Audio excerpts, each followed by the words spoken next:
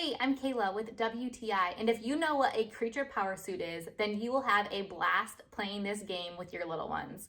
This is the Wild Kratts Race Around the World game, and it is seriously so much fun, especially if you love Wild Kratts. My 5-year-old son loves to play this game, and it really is fun because you're racing around to 4 different habitats to see who can collect all the creature power suits from each habitat. Now, this game has, of course, little twists and turns along the way, which allow you to have fun and makes it a little bit more challenging too.